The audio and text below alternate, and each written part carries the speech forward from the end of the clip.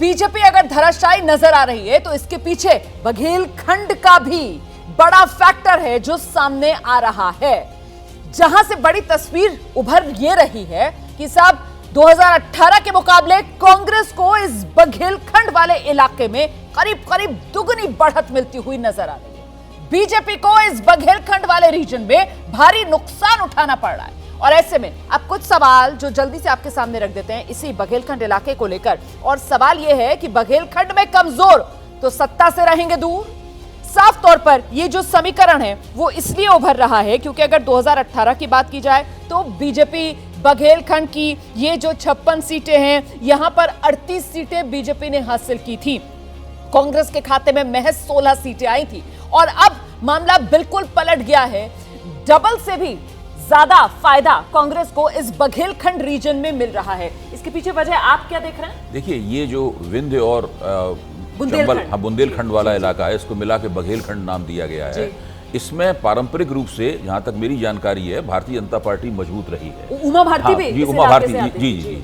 यहाँ पर भारतीय जनता पार्टी का कमजोर होना इस बात का सबूत है कि मध्य प्रदेश में भाजपा के खाते में सब कुछ भी ठीक नहीं है। उसमें काफी गड़बड़ियां हैं। अभी हम लोग चंबल ग्वालियर रीजन के बारे में बात कर रहे थे तो देखिए वहां तो मुझे लगता है कि वो जो ज्योतिरादित्य सिंधिया हैं वो भाजपा की मदद ही नहीं कर रहे।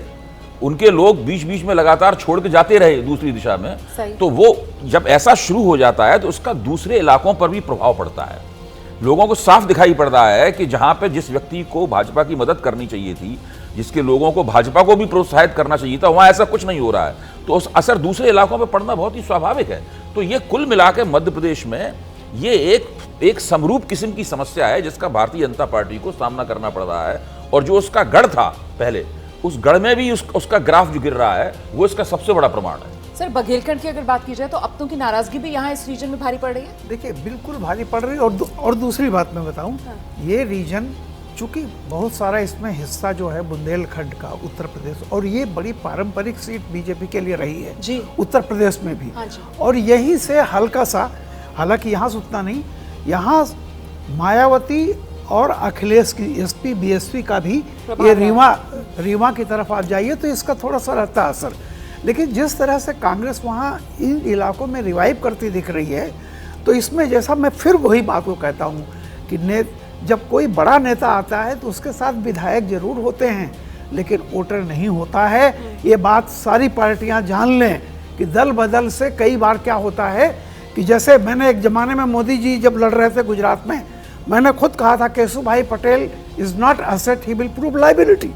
ऐसे ही कई बार पार्टियां इस चक्कर में कि चलो सरकार गिरा दें, वो असेट नहीं लाती हैं, लाइबिलिटी लाती हैं। और जैसा अभय जी कह रहे थे बिल्कुल सही है।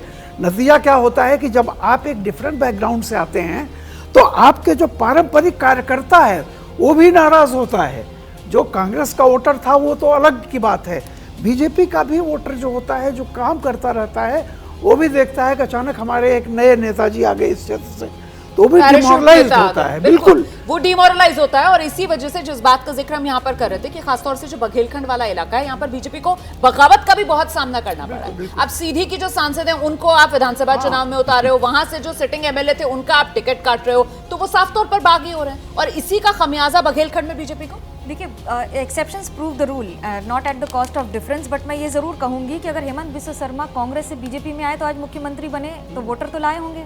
इसलिए नेता टू नेता भी डिफर करता है। और आप सिर्फ ये नहीं कह सकते हैं कि एक नेता के आने से वोटर नहीं आता है। डिपेंड करता है उस नेता का जमीनी स्तर पर कितना बड़ा वजूद और कितनी बड़ी मौजूदगी है।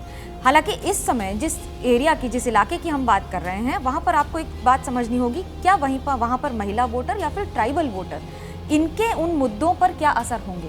क्या विकास की राजनीति जो बीजेपी कर रही है वो उन्हें फल रही है जमीन पर, या सिर्फ विकास की तलाश में ही तलाश जारी है? जैसे ही घड़ी का काटा दोपहर 2:30 पे आए, बबीता जी का दिल सास बहू साजिश के लिए मचल जाए। और ये है इनकी बहू, पूरे दिन ऑफिस की टेंशन हो जाए गॉन जब ये करें अपना फेवरेट शो फ्री टाइम पे ऑन। इनकी तरह आप भी देखिए अपना फेवरेट शो अपने टाइम पर और डाउनलोड कीजिए एबीपी लाइव ऐप अपने स्मार्ट टीवी पर।